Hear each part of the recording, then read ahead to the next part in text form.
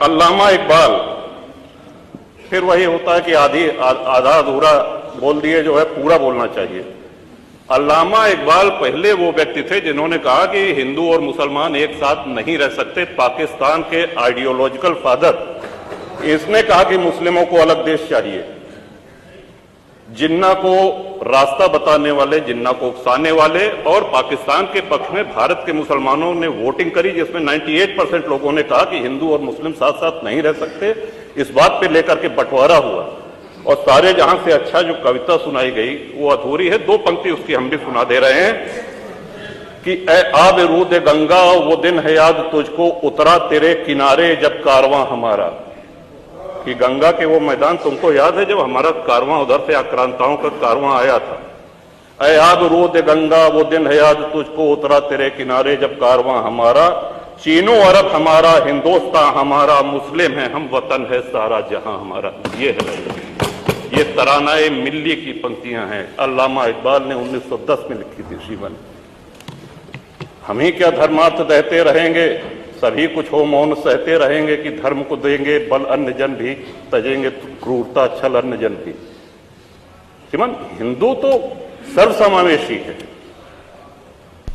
किसको आश्रय नहीं मिला, किसको आसरा नहीं मिला। यहां पे जो भी संकट में आया उसको हमने अपनाया। कभी किसी हिंदू ने नहीं कहा कि हम मुसलमान के साथ नहीं रह सकते। उल्टा जब बंटवारा हुआ, धर्म के आधार पर हुआ, पाकिस्तान बना, जो मुस्लिम वहां जा रहे थे हिंदुओं ने उनको रोकने का काम किया कि आप रहिए हमारे साथ, भाई भाई बन के रहिए। इस संवेदनशीलता को रसखान जी, अब्दुल रहीम खान खाना, इनके आदर्शों पे चलेंगे तब अच्छा वातावरण, अच्छा माहौल बनेगा। अगर बाबर और औरंगजेब की अनुसरण करेंगे, उनका अनुकरण करेंगे, तब तो शांति की कोई गारंटी नहीं।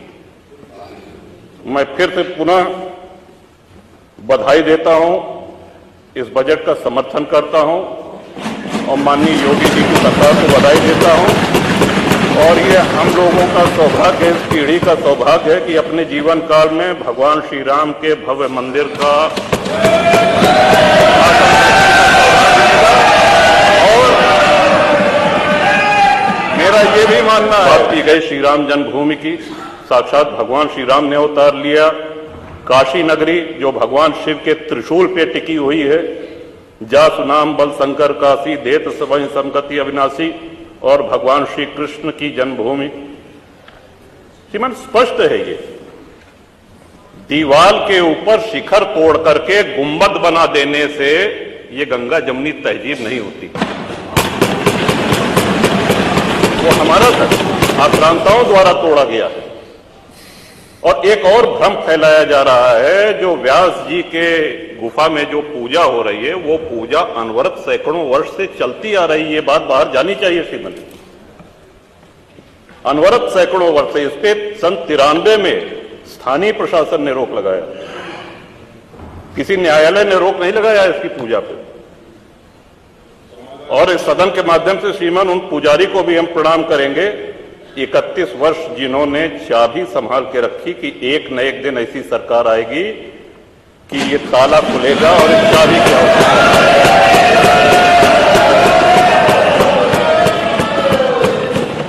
कुछ बातें यहां पे गलत कही गई हैं, सत्य से परे कही गई हैं, और कुछ आधी अधूरी बातें करी गई हैं, जिससे बाहर एक भ्रम और भ्रांति वाली स्थिति भी बनती है।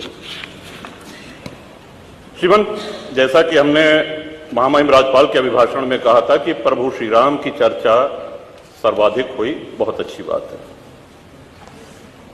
डॉक्टर लोहिया को मानने वाले लोग भी ये मानेंगे कि डॉक्टर लोहिया ने जन सामान्य को भगवान श्री राम के आदर्शों पर चलने की प्रेरणा देने के उद्देश्य से प्रतिवर्ष रामायण मेले का आयोजन किया करते थे। डॉक्टर लोहिया का ही एक ये बयान था कि बाबर, गजनी, गोरी, औरंगजेब लुटेरे थे, रसखान और रहीम हमारे पूर्वज। श्रीमन, ये बात यहां पे इसलिए कहना आवश्यक हो रही है कि पिछले दिनों, कई दिनों से हम देख रहे हैं कि माहौल बिगाड़ने का प्रयास हो रहा है। हल्द्वानी तक का उदाहरण दिया गया इस हाउस में। सरकार अपनी जगह पे पूरा प्रयास करती है कि हमारे राज्य में कोई उपद्रव न हो, अशांति न हो।